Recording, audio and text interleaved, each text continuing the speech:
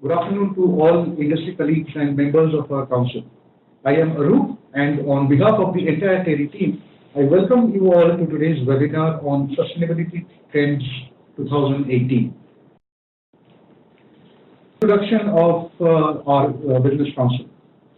You would be aware, the Council is a group of Indian business leaders working on a shared commitment to mainstream sustainability in business strategies and practices.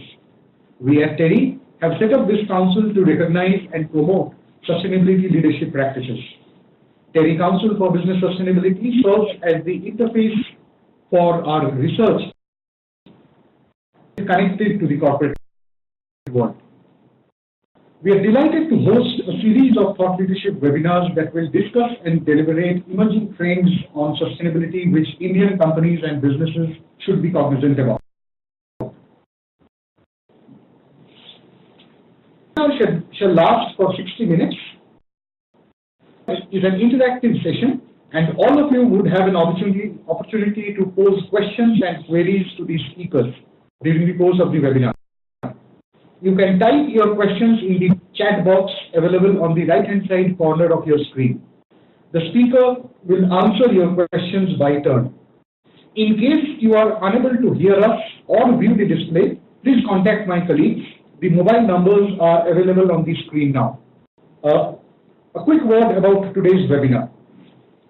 As the term sustainability is now becoming a new normal and is being repeatedly getting used in boardrooms, we see that the practices are reaching the mainstream.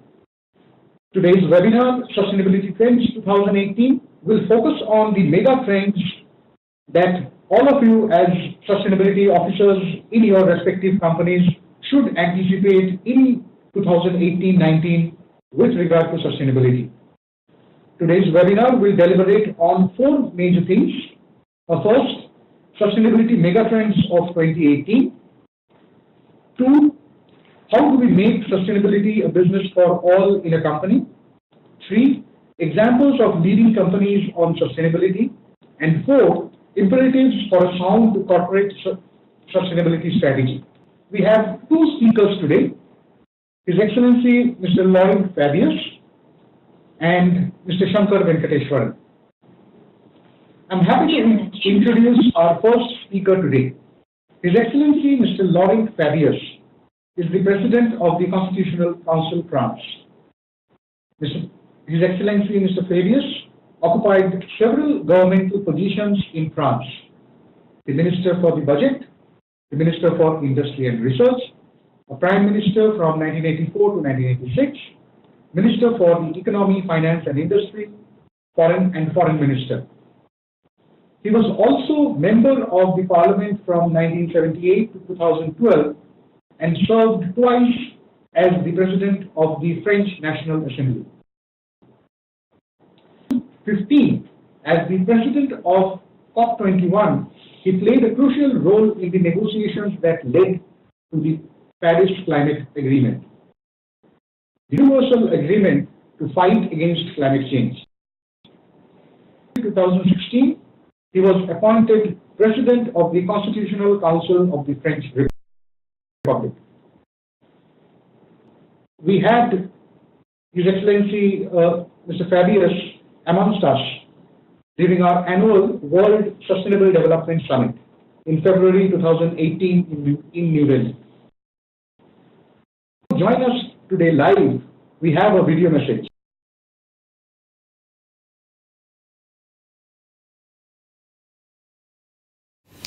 We have to get there.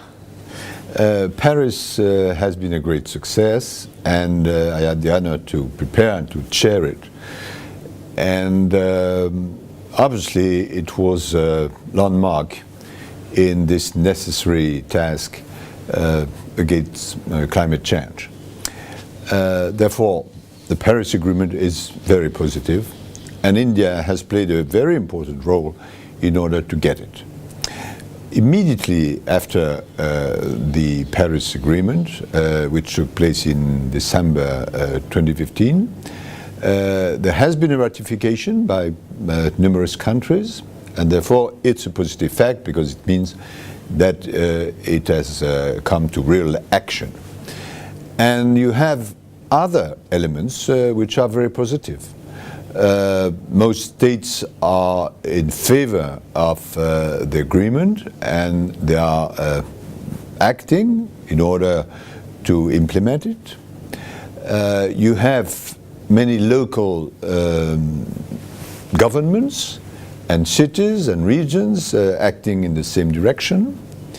You have a very powerful movement coming from the business, from the corporations, in favor of the fight against climate disruption, because business has understood that it was not only a moral necessity, but also it can be good business.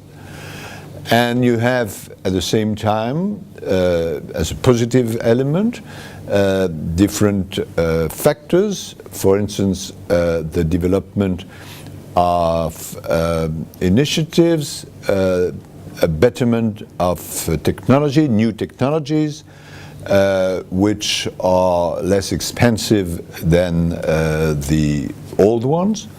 Therefore, a series of factors are excellent. But, there is a but. You have the decision which has been taken by the American president, Mr. Trump, to withdraw from the Paris Agreement, and it was a very severe blow against this agreement.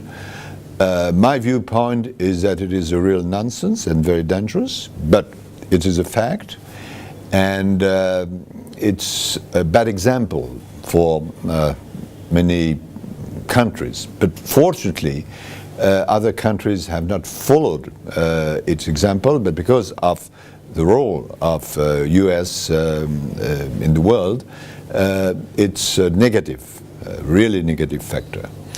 Another negative factor is when you are looking at the figures. The year 2016 has been the hottest ever registered, and it is the same for the year 2017.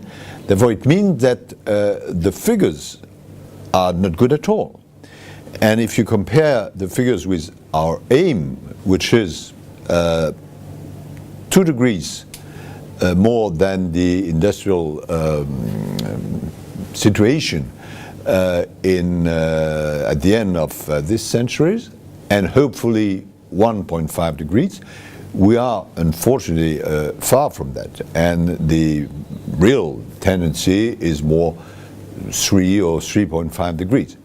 Therefore, all in all, I think first, the implementation of Paris is an absolute necessity for the sake of the world, and the living conditions of millions of people on our planet. Second, there has been the beginning of the implementation of Paris, and particularly the business community has been very positive and is very useful. You have a shift in the technology which is positive as well, but the American decision and the real figures today are not satisfactory, which means that we have not only to implement Paris, but to accelerate the effort. And obviously, it is a responsibility which is shared by all of us.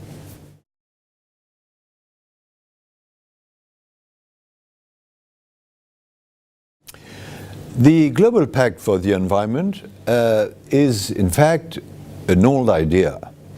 The idea is to have, separately from the sectorial international conventions in different environmental sectors, to have a more general and transversal agreement, international agreement, an international treaty, which would define the rights and the duties of the individuals, of the companies, and of the states throughout the world. It's an old idea, but till now it has not been possible to translate it into political terms. And a few months after the Paris conference, the Paris Agreement, a great number of international legal specialists came to me and asked me to chair a group in order to deliver a text which could be the basis of this Global Pact for the Environment. We have worked together, coming from many countries, and particularly India, but many other countries, North and South, and we have coined a text, international text, and we have proposed it to the French President, Mr. Macron, who has endorsed it and who has presented it to the UN in September 2017. And step by step, more and more countries have endorsed it, and now it is under examination in New York, and our hope is to discuss it and to be able in 2020 to build an international treaty which would be signed by most countries. What is the content of this text? It's not a long text, it's about 20 articles, and the idea is to define, I was citing this aim, the duties and the rights of the individuals, of the companies, and of the states. What does it mean in concrete terms? For instance, the right to have information in the field of environment, the right to participate, the right to have access to environmental justice, but also famous principles such as polluter pays or no backsliding. And in fact, it's not brand new, because most of these principles have been already proposed in the Rio Declaration in 1992 or in various conferences. But as a matter of fact, today there is no such a thing as an international treaty which could apply to every single state and every individual. And if we are successful in adopting this international treaty, it will be beneficial to all, to citizens, obviously, to companies as well, corporations, because it will give a sort of uniformity and stability in this sector of environment, which is obviously very important, and to states. And it will raise the level of environment protection throughout the world. In fact, at an international level, there have been already two UN international pacts in 1966, one about the civil rights and one about the economic and social and cultural rights. But till now, nothing about the environment. And now we are more than 50 years after 66, and the time has come to adopt at an international level this treaty. India is supportive. We have more and more states which are supporting it, and obviously the role of the company and the benefit for the companies, for the corporations throughout the world is decisive. Therefore, we have to keep in mind this idea, this concept, which is both ancient and new, of a global pact for the environment, and we hope that within 2 or 3 years it can be a new international regulation. Ladies and gentlemen, His Excellency Mr. Laurent Fabius, articulate and inspiring as always. A housekeeping announcement: you can type your questions for the speakers in the chat box available on the right-hand side corner of your screen. The speakers will answer your questions by turn at the end of the presentation. Our second speaker today, Our second speaker today is Mr. Shankar Venkateswaran. Shankar is a former chief of the Tata Sustainability Group and now with the TERI team. He retired in September last year as the chief of the Tata Sustainability Group, which was tasked with providing guidance, thought leadership, and support on sustainability and corporate responsibility matters for the $100 billion Tata Group of companies. For the past decade, Shankar's work has focused on corporate sustainability and led the Tata Sustainability Group in bringing emerging sustainability ideas encompassing the natural and the social capital valuation, circularity, and sustainable supply chains to the Tata Group. Interesting group companies integrate sustainability into core businesses and help curate and execute the group's disaster response, volunteering, and skilling initiative. The Tata Group, after working with the UK-based think tank and consultants Sustainability, a firm of management consultants PricewaterhouseCoopers, advised several companies on sustainability strategy and board positions with several non-profits in India and overseas, a member of the Guidelines Drafting Committee for the National Voluntary Guidelines for Responsible Businesses notified by the Ministry of Corporate Affairs, Government of India, was part of a two-member panel that updated these guidelines very. Joining us live at this webinar today. He shall help you identify global trends and issues that you, as sustainability officers, should be cognizant while you are undertaking materiality assessment internally for your organization. Shankar Venkateswaran. Thank you, Arup, and good afternoon, participants. That was a bit of a long introduction, but let's try and catch up with in time and take you through some of these trends. So what I'm going to do in the next 20 minutes is to talk about some of these sustainability trends. We're calling it Sustainability Trends 2018. It doesn't mean that these things have started happening from this year. They've been happening for a while. We just think that these trends are getting more and more significant for companies, especially in India, and we believe that that of all the sort of sustainability issues that all of you in this webinar are grappling with, and there are so many, we thought we would just help by picking a few of them, which in our view are things that are going to remain as very significant factors in the next couple of years, in the immediate couple of years. And what we hope through this interaction today is to highlight how these trends are impacting businesses increasingly, and therefore leading to saying that how can you, in your own companies, how can you respond to addressing these trends before they overwhelm us, and we are ready for it. So that's really the sort of background. Some of these trends you are familiar with, and I'm sure it's not new to you. And in fact, I would urge some of you who are participating today that if you have your own experiences in some of these in the companies that you represent, it'd be nice to share them with all of us on this webinar. So let me begin. Let me start with the first mega trend, which we are saying is the rising social inequality and inequity that we see globally.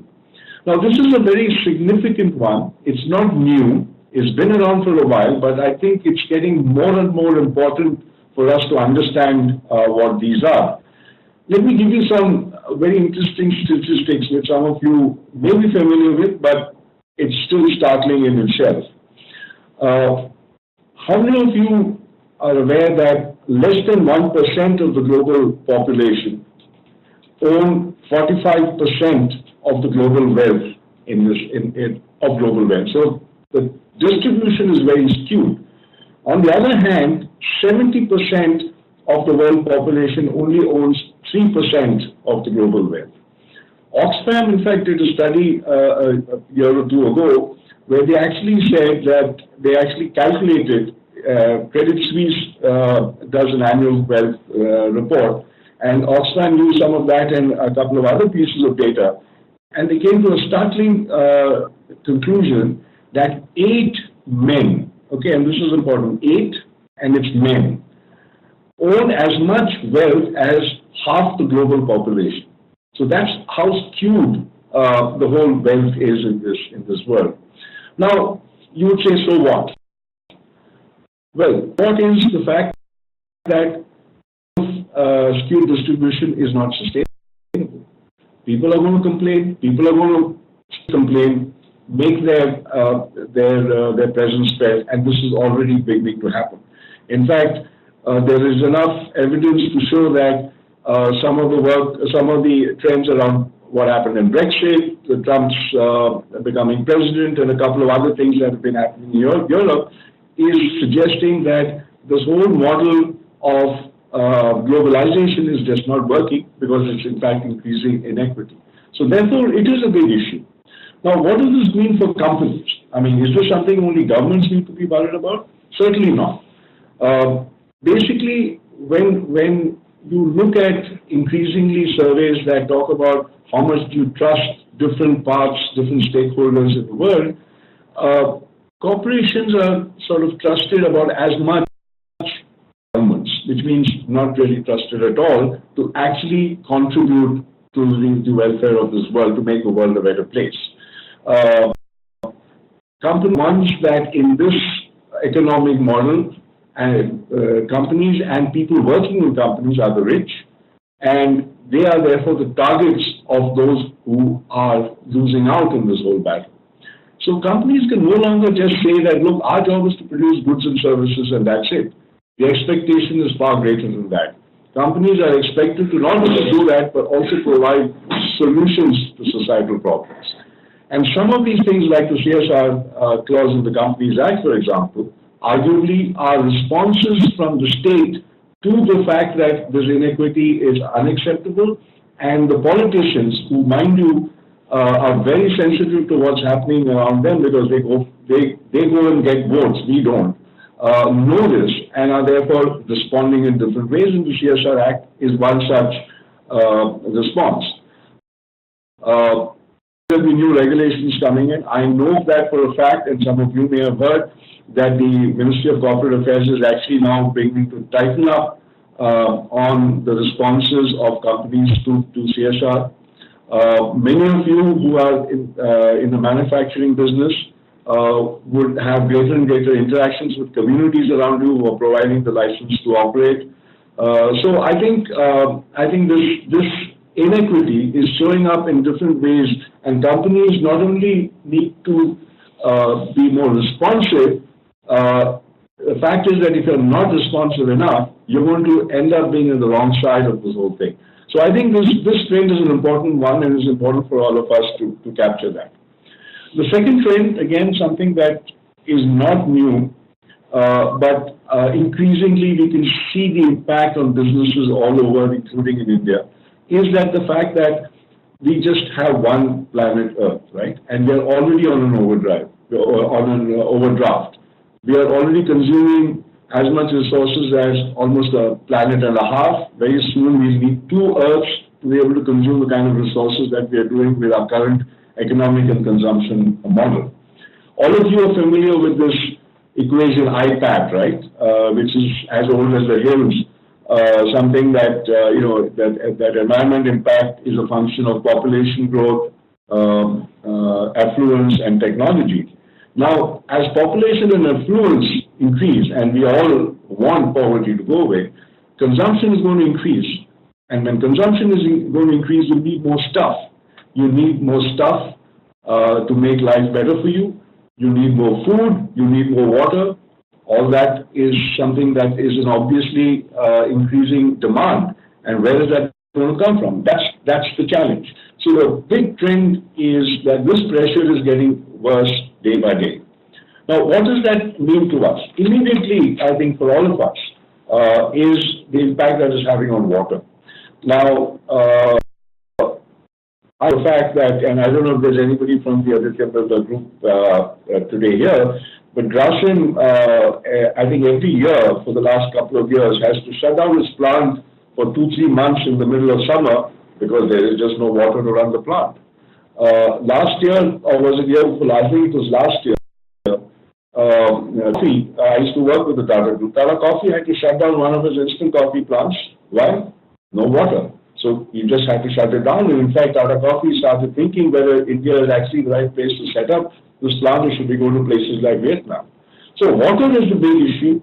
Water is not just an issue for you and I as individuals, but processed water to run plants is going to become increasingly difficult to get hold of. And even we can argue that we use, as businesses, less than 6% of the water that's around.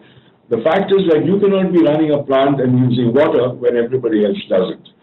And you take the same shortage across all kinds of resources, minerals, ores, petroleum, all of that is going to start impacting. And, you know, oil price now, $75, it's going to keep going up.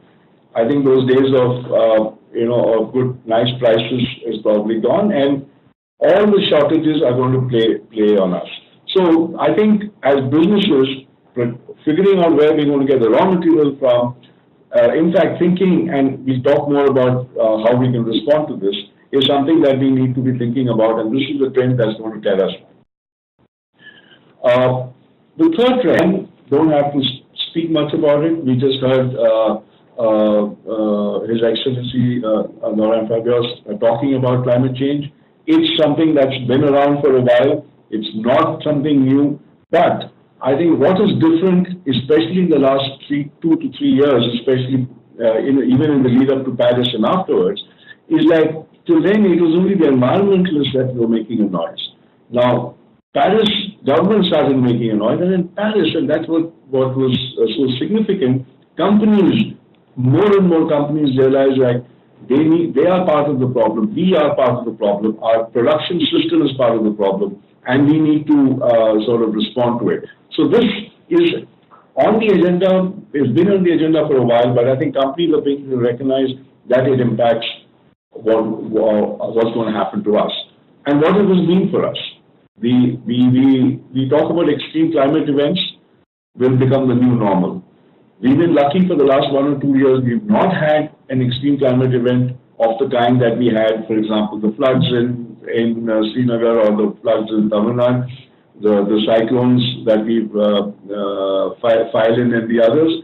But probably, we should be just saying it's not going to happen. It's going to happen. It's going to happen very quickly. So this is going to be the big issue, because the way climate change impacts everything else is going to be something that we as businesses need to worry about. In the Tata Group, we actually did a study on what's going to happen in the state of Gujarat. That's a state where the Tata Group has 4 huge assets. A soda ash plant, a power plant, an automotive plant, and so on and so forth. And we try to understand what does climate change, how will that impact our businesses there. Interesting thing that came out pretty, loud and clear is the amount of rainfall by 2030, by 2050, 2070 is not actually going to decrease as we thought. In fact, it's going to remain the same or increase. But the number of rainy days is going to come down to half, which means you're going to get the same rainfall in a much shorter period of time. We don't have, which means what? Floods. And I don't think any of these plants were designed for that kind of flooding. So this is a big issue that we're going to have to deal with. Of course, as a result of this, renewables are obviously something that's going to gain more ground, because we need to address climate change. And inevitably, we'll have to look at low carbon growth models. But what will also be interesting is that old production systems, the old businesses, are something that are going to start disappearing. I mean, many people argue that thermal power plants is a sunset industry anyway.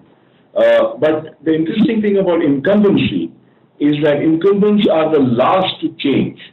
And change happens because of disruptors, Tesla being a classic example. And you're going to have more and more of these incumbents that are going to get out of business because of disruptors like the Teslas of this world, because that's the future, and continuing, of course, on this path we know is no longer valid. The fourth trend is how consumers and employees look at companies. And there is, again, mounting evidence that both consumers and employees prefer companies that have a purpose. There are studies done on consumer behavior and needs. We could argue in India that we are still a country which, as Maruti Ag famously said, our first question is "Kitna data hai?" That might be true of now, but it's going to change because world over, that's the sort of norm. Employees are asking these kinds of questions, and like I said, I'm from the Tata Group. I don't think the Tata Group has ever been known to pay very high, but get good talent. We've always had good talent, and the reason why we had good talent is everybody knows that this is a company that's serious about caring for what happens around us. In fact, so much so that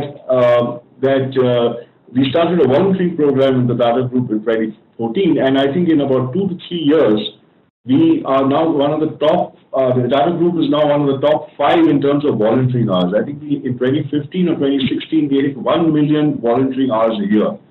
Employees want to be in companies like that. When we asked employees to volunteer to respond to the floods in Kashmir, and mind you, it's not the easiest place to want to go and volunteer and do work. We actually had to turn people down because we just got, I think, 3 times as much volunteers as we actually needed. So the Tata Group is certainly an example, and it's certainly not the only one. And I would imagine that many other groups would have the same story of people who want to stay with this company or with this group because they believe that this is a group that actually cares. It's not just about maximizing profits, it actually cares. When you get good people, obviously the profits will happen automatically. The Tata Group is not a 150-year-old group by coincidence. It's also because it had good people. So both employees and consumers are definitely showing this presence, this preference. And in case some of you think that this is only the B2C companies that are getting this pressure from customers, just remember that you may not be a B2C company, but you may be supplying goods and services to a B2C company. And when you're doing that, that B2C company is also going to be concerned about its supply chain. And so it's not a coincidence again that Tata Chemicals, which produces soda ash, which is used in detergents, is a preferred supplier to Hindustan Unilever, because Hindustan Unilever is subject to that pressure from its customers, and it puts that pressure back on its supply chain. So consumers and employees are big influencers, and it's going to increasingly become that. Investors. Now, this again is an interesting trend. I was speaking to an investor a couple of months ago at a conference, and I was asking, so how do you guys look at sustainability? And, this guy was very interesting. He said, we don't actually look at sustainability. We just do things that completely guide our behavior and fear, right? Greed, we want to make more money, that's greed. And what we fear most is if whatever we're investing in is going to disappear. And he says that as far as sustainability is concerned, it's fear that drives us.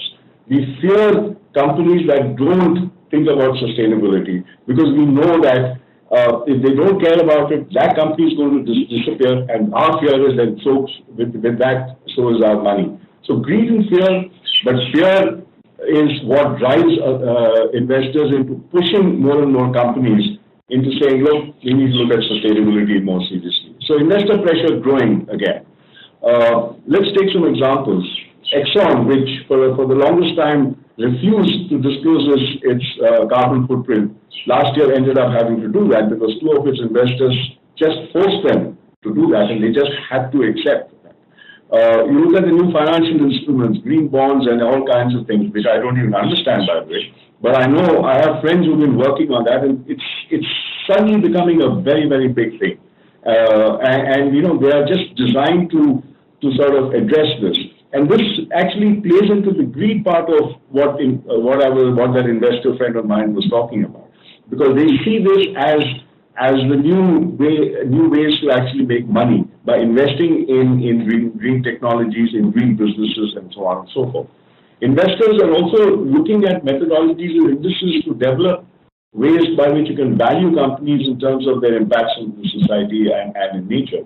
And right now, this is in its infancy, but there is a lot of investment going into creating these methodologies and these processes so that investors have a more objective way of trying to say, look, when I invest in this particular company, is it looking at sustainability? Is that part of its DNA? And so, therefore, can I not fear what's going to happen to my money? And of course, you have the reporting disclosures, and a lot of these reporting and disclosures are led by investors. CDP was an investor-led thing. Integrated reporting is an investor-led thing. You have SASB, and now, of course, you have TFCD. All these are investor-driven ways of getting companies to talk more and more about this, to talk more and more about what's happening in the way they build their businesses and run their businesses. Because investors are saying, if you're not going to do this, we are out. This is not something for us. So these are the 5 trends I want to quickly talk about and how they impact companies. Now, let me talk about responses. And although the slide is saying how can companies respond, the can is based on how some of the observations I have made about how companies are actually responding to some of these kinds of things, to these trends. And of course, it's not a one-on-one response. It's not that each trend doesn't necessarily require one response. There may be multiple responses. But let me just take you through what these are. There's, of course, integrating sustainability into business. What is getting very clear, and many of us believe that the whole CSR legislation actually took the eye off the ball in terms of how we look at a company and its impact on business. But the Sustainable Development Goals actually bring that focus back and saying, look, it's not just about what I do with the profits, but how I make my profits in the first place that is important. And the framework that the Sustainable Development Goals provide is an excellent one by which you can think about how to integrate this into your business.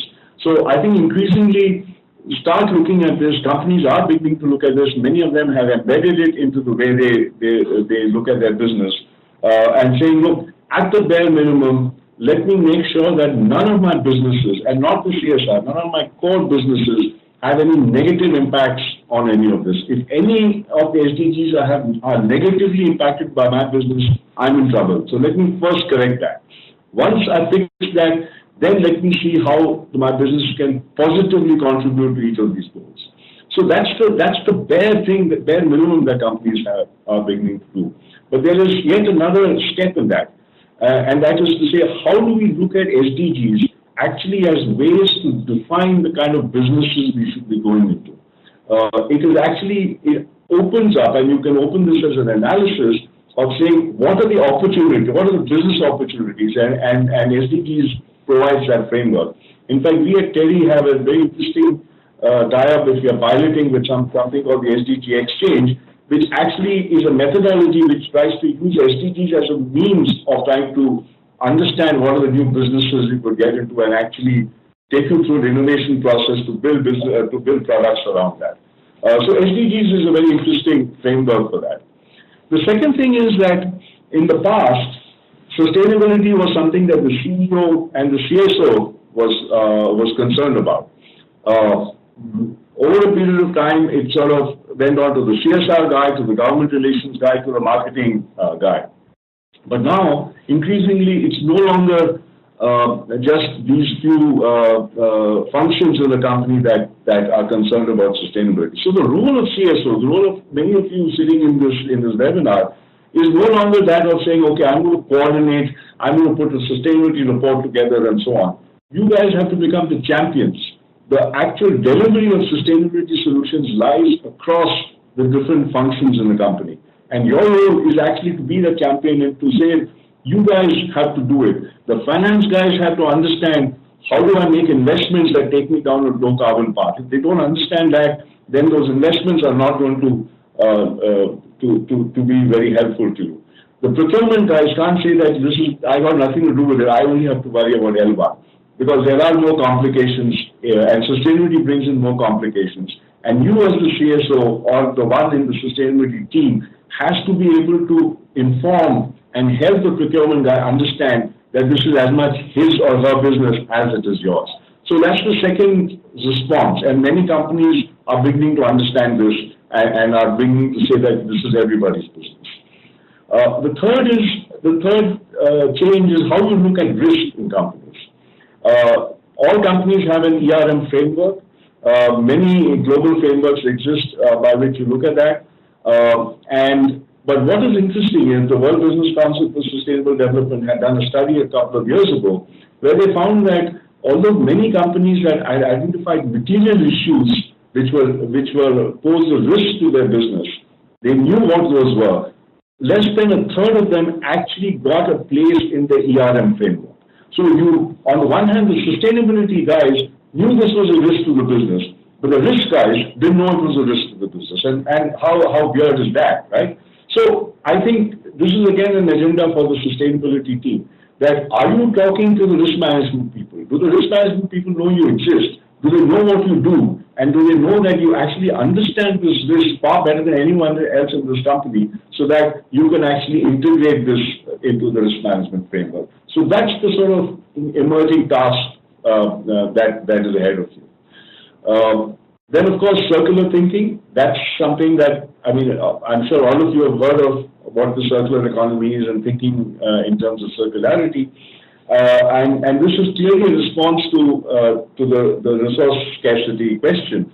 But I think we need to, a lot of the discussions around circularity stops at recycling. And I think we need to understand that recycling is just one part of the whole process of circular thinking. Recycling is an important part. But for example, if you don't even design for recycling, some of you may be familiar with this, but we in the Tata Group actually did this. We actually got a whole bunch of printers and a whole bunch of people in the room and say, okay, disassemble the printer, separate the parts and put it back. It was a nightmare because there is no way you can actually separate those parts up. And if you can't, if you have such a problem disassembling something like a printer, the cost of disassembly is so much that you're going to say, forget it, I'm not going to take out anything that's recyclable. So I think it's a very complicated piece, and the design element is something that we need to understand as much as the recycling bit. In fact, TERI has a publication on circular economy, and I would invite you to visit our website and take a look at this and learn more. So it's recycling, it's designing for recycling, it's also looking at alternative models, business models where, it's a sort of an Uberization, if you like, where you don't, if you're not utilizing a particular asset fully, why create another asset, right? So Uberization works on the principle that the car is used 5% of the time. So if you're buying a new car, you might as well use the same asset. So that's what, for example, Caterpillar does. So Caterpillar actually has begun to lease out its earth-moving equipment. So when you don't want to use it, it can go somewhere else. Don't just buy an asset and use it for 5% of the time. All that is part of circular thinking, because then you don't have to spend all the effort and use up resources to build another earth-moving equipment which is going to be used 5% of the time. So circular thinking is far more complex than just looking at recycling. Recycling is an important part, but that's not the only thing. Then, of course, supply chains. I think this is again important in terms of how we will look at sustainability in the supply chains. A lot of the inequity that we were talking about, a lot of issues, for example, around child labor. Any company, all of you in the room in this webinar will say we don't have child labor. But you know what's happening in the supply chain? Do you know how risky that is for you? Do you know that if something happens in the supply chain because of, for example, child labor or some non-compliance or an environment thing, your supply chain is going to shut down, and if your supply chain shuts down, your business is going to shut down. So trying to look at sustainability through the supply chains is a very, very important aspect of trying to respond to some of these challenges. I'm going to go a little quickly here because I'm conscious of the fact that we're sort of running out of time. But this is one of my favorite slides, and I have to acknowledge my former colleague Alka Upadhyay from the Tata Group for bringing this to my notice. All of you have seen this, right? This is the Mendelev's periodic table. But as you can see, what those orange and the reds are saying to us is that those are going to disappear. And so you're going to have so when our, great-grandchildren sort of look at a periodic table, it's going to be very different from the one that we've seen. So I think trying to understand that these materials are simply not going to exist in nature, and we need to find other ways of other materials instead. We need to do that before these materials disappear. And I think that's the big challenge. And so how many of us in companies are actually looking at the material that we use, trying to understand what's the alternative to this? The alternative to this, not just because can I recycle it or is it recyclable, but also the fact is that material is not going to exist. So are we thinking about enough of this? And I think companies need to start thinking more and more about this. And mind you, you might say this is 20 years away, 30 years away, but you'll be surprised how quickly 30 years goes away, because you realize only in year 28 that you actually have thought about this 28 years ago but have done nothing about it. So start thinking about it now. Valuation of social and environmental impacts is again part of this whole way of trying to find an economic or a financial reason to say, let's look for alternatives. Let's look for alternative processes. Let's look for alternative material. Let's look for alternative methodologies. Because right now we externalize everything, right? Carbon is a classic example. You let out smoke and it doesn't have a cost, so it doesn't affect your bottom line. The moment you start thinking about this, it's going to start affecting your bottom line. The moment you put a value to some of the things that you externalize. And if we as companies don't start doing it, it's going to be done for us. We're going to be forced into doing this. Carbon pricing is just one element or one example of a larger set of things that is about valuing natural capital. And so companies need to start thinking about this. There is a Natural Capital Coalition that actually has put together a sort of a protocol by which you can do this. Social capital is far more complex. We still haven't figured out the methodology, but lots of people are working on it. And those of you who are interested in integrated reporting, and in case you're not interested, SEBI certainly is, because it's been already talking about doing integrated reporting. These are all building blocks into integrated reporting in any case. So this is something that if you've not already started doing, I think it's time we start doing it now. Very quickly on internal carbon price. This is something, we have a couple of companies in India that have already done something about this. This is very widespread across the globe with several hundred companies doing this. And this is, as I said, a special case of natural capital valuation. But it's also an economic way of trying to make sure that we go down a low carbon path and towards a zero carbon path.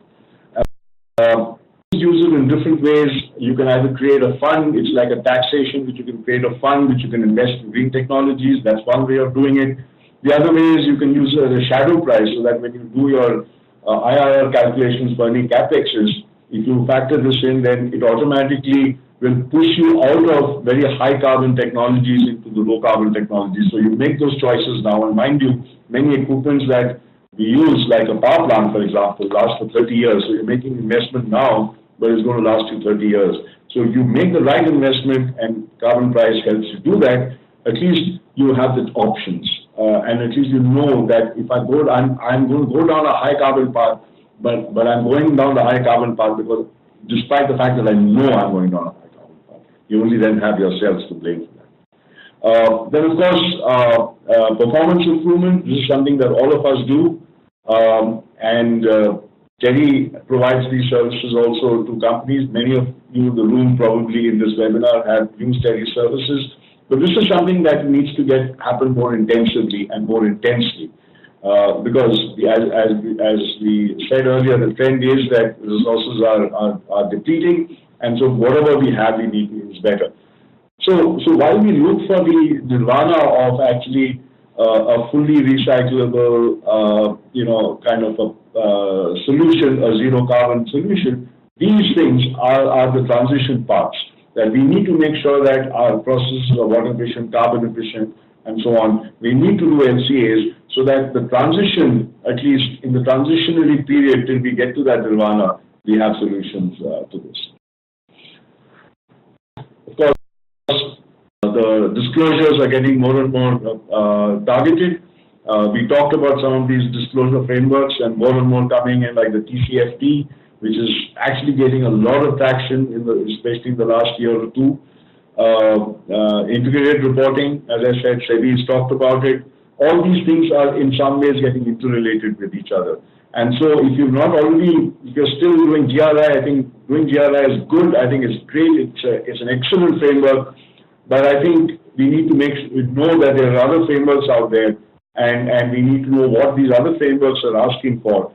And that actually readies us for that future, rather than suddenly us, SEBI, for example, saying tomorrow you've got to do integrated reporting. Let that not come as a surprise. Let's at least figure this one out. Then, of course, CSR getting more strategic.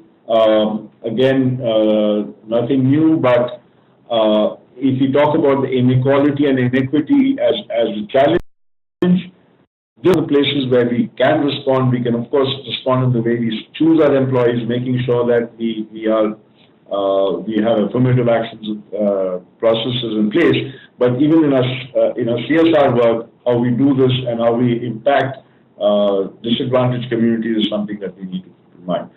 And finally, my final slide is on collaboration, and I think this is something that we need to think about. Especially because the old paradigm always says that competition is what causes results in innovation. Well, that's the past, and there is enough and more evidence that it's collaboration that's going to be the engine of innovation going forward.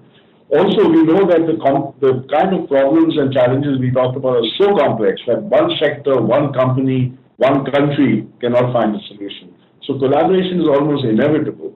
But it's not that you have to get into collaboration because you're forced into it. I think collaboration is something we need to do because that's the only way forward. So I'll stop there. Sorry, I seem to have taken up a lot of time, but since we did start a little late, we can extend it a bit so that we can take some questions, comments. I'm sure this has been insightful for all the participants today. We clearly see from the video and Shankar's presentation the paramount importance linked to sustainability and the leadership role that businesses can play to do actions on sustainability. I see a lot of questions from the participants, which I'll quickly take, which Shankar will address. In case you have still not submitted your questions, send us through the chat box.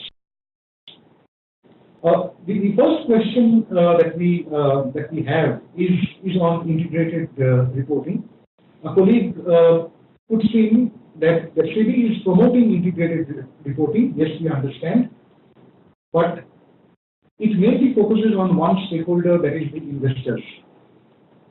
Will corporates stop publishing sustainability reports which will focus and cater to all stakeholders? Shankar? I'm not sure whether I agree that the integrated reporting is focused only on the investor as a stakeholder. It's certainly led by the investor as a stakeholder. But if you look at integrated reports, and the jury is still out because it's still early days in terms of how it's going to be. What shape it's going to take. It does speak to all, you know that it has, 6 capitals or 7 capitals.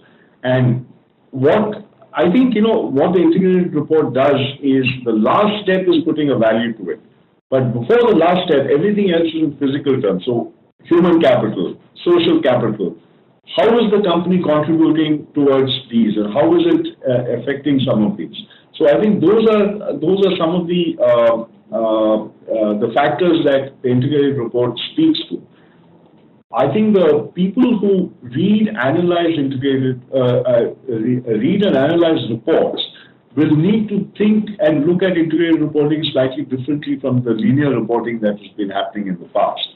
So I'm not sure whether it's only meant for an investor audience. It's certainly led by them, but there is enough masala in an integrated report for different stakeholders to take something away from it and actually then ask those questions of companies as to how they are performing.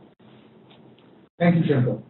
A connected question on the investor relationships is on the understanding on how investors behave. A colleague asks, if investors are so concerned about ESG, why sustainability initiatives are not made statutory, but sustainability is still being looked as voluntary initiatives? Shankar. Well, I think this is a process.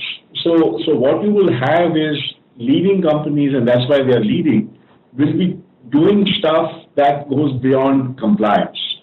And compliance is always catching up. Laws and regulations are always catching up with practice.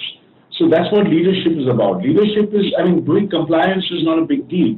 There is no points for compliance. The only points you get for compliance is that you're allowed to continue to be in business. Because if you're non-compliant, we should be shut down, right? So the compliance is just the basic level. Companies understand that they need to go beyond that. And how much beyond that they go is what leadership is about. So you will find this catching up process of legislation, regulation with leadership practice. And the leaders will always be pushing the envelope. The reason why they do that is because they are responding to stakeholder expectations. And shareholders is one of the stakeholders, but they are responding to expectations that they are hearing because they are keeping the ear open, their eyes and ears open. They are actually speaking to stakeholders. They are trying to understand what stakeholders want of them. And they are trying to make sure that they are ahead of the game. I think that's the way this whole thing prevails. Law is something that happens much later. It will always be something that happens much later. Any law, not just corporate law. Thank you, Shankar. Versus the mandatory pathways for sustainability, we have a connected question. News recently that a new set of regulations on corporate environment responsibility, in addition to corporate social responsibility, will come in place. Will it be, Shankar? Well, that's actually news to me because as when Arup was doing the introduction, he mentioned the fact that there is something that I was part of the drafting committee and then an updating committee of the National Voluntary Guidelines. The National Voluntary Guidelines is essentially a framework that looks at all aspects of a business's operations and its responsibility towards and its economic, environment, and social responsibilities. It has 9 principles. Principle 8 is about equitable development, and in fact, for me, that is really what the CSR clause in the Companies Act is about. We have signed the UN Guiding Principles of Human Rights. We will soon be, and I know this for a fact because I'm somewhat involved in the process, we will soon be coming up with a document that outlines India's position in that. NCA is working on the position of what will companies do in this, and that is Principle 5 of the National Voluntary Guidelines. So you will find, and Principle 6, in fact, of the National Voluntary Guidelines deals with environmental issues. So the National Voluntary Guidelines, in a sense, deals with the whole gamut of stakeholders and activities of a company. And the way I see it will happen is each of these will at some point or the other find a way into legislation. But as I said in response to the earlier question, that legislation, that regulation will always be a step behind. So these are guidelines. The guidelines are ahead of the game. Companies will start playing to those guidelines, and legislation at some point will follow. May follow, may not follow. But I think the challenge for the National Voluntary Guidelines, in fact, we're trying to remove the word voluntary, and it's probably going to be called National Guidelines for Responsible Business. The challenge is how do we sort of ensure that the market rewards responsible behavior? Right now in India, the only thing that seems to work is legislation. But increasingly, we are beginning to see that market responses and rewards will happen. And I think that's when this whole change will happen. So, long answer to your question, I don't know about the environmental responsibility point that you made. I certainly see this as part of the National Voluntary Guidelines, or the National Guidelines for Responsible Business. And I think that's something that clearly the Ministry of Corporate Affairs is serious about, and I'm hoping in the next couple of months. In fact, we have a meeting on Monday, and I'm hoping that the updated National Guidelines will be up for public's comment in another couple of weeks. And that Principle 6 is around environmental responsibilities. So, participating with us today, we are running out of time, and we shall take the last question for today's webinar now. Shankar, you have been talking about the market response, and the connected question that a colleague asked. Small and medium enterprises in the country should be brought under the purview of the sustainability work that the corporate sector does. I think this, like all these processes, these sort of happen over a period of time, and I think this one will also happen over a period of time. I think the one that will happen the fastest is small and medium enterprises that are part of the supply chain of a large company. And a large company, so there I think the two things that I see will change very quickly is large companies inherently who have a belief in this, and let me say the Tata Group, for example, but will include many, the Birlas, the Mahindras, the Godrej, and many others that one could name, do this because they actually believe in it, and they believe that this is good for business and good for society and good for the planet, right? So when they start doing it, they would expect and they would help their supply chains to do the same. Now, so one way the SMEs will get into this. The others will be SMEs who have enlightened ownership, enlightened management, and realize that this is something that we better do because it is the right thing to do and it is good for our business. And I think the first trigger will come for those that are working in global markets, because the global markets are going to expect them to sort of perform and behave in this particular manner. So I think those will be the two trigger points. So it will be SMEs that are part of the supply chain, or SMEs that actually have global markets, because those are the pressure points. Those are the customer pressure points that will come on them.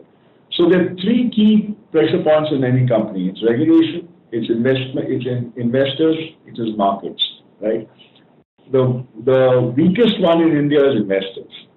So any company that has global investors will get this pressure. And let's not even talk about the Indian banking sector and the state that it's in. So it has to be more worried about how it runs its own business, let alone tell how companies should be running the business responsibly. So I think the trigger points will be markets and regulation. On behalf of all our council members, I'd like to thank His Excellency Mr. Lauren Fabius and Mr. Shankar Venkateswaran, all participants, for such an engaging discussion today. We sincerely regret that we could not take any more questions from the participants that came to us at a later stage.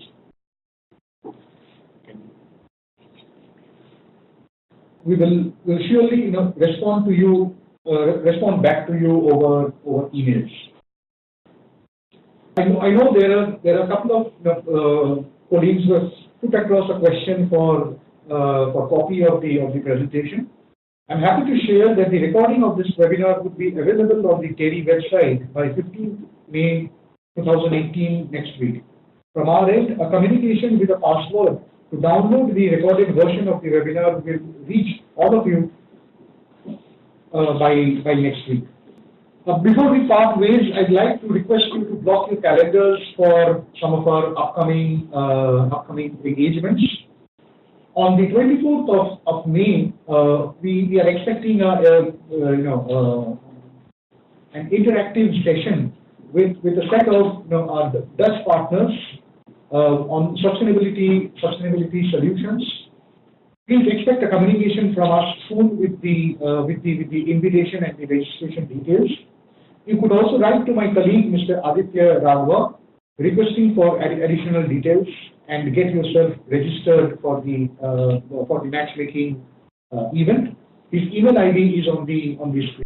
This presentation, Shankar did mention about our partnership with SDG Exchange.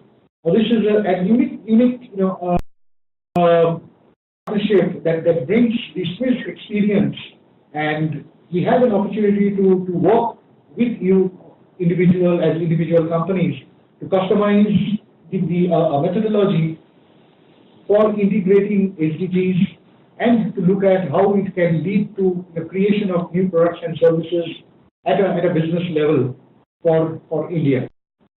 Expect a communication from us soon with the details being made available on the TERI Council for Business Sustainability website. Also, write to my colleague, Mr. Aditya Singh, requesting for additional details. His email ID is on the screen. I'd like to request you block your calendar for 1st of June. In partnership with Frost & Sullivan, we are doing the India Sustainability Leadership Summit in Mumbai.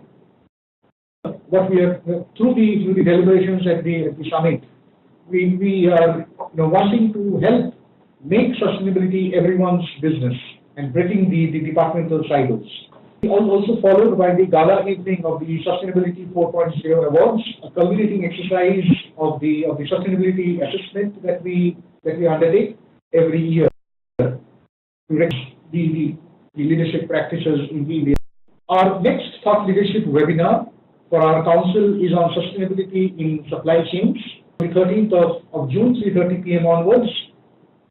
This webinar should help you sustainability with your tier 1 and tier 2 supply chain partners. To our communication on the same, you could write to my colleague, Ms. Preeti Butler, requesting for additional details and to get yourself registered. So business sustainability serves as the interface for our research work in TERI to be connected to the corporate world and enables a two-way communication and engagement. Regular updates, annual plans of engagement with our member companies during this financial year, visit our website or write to my email ID and my senior director's email ID is on the screen. With us today. I'm signing off and wish you a very good week ahead. Thank you and bye-bye.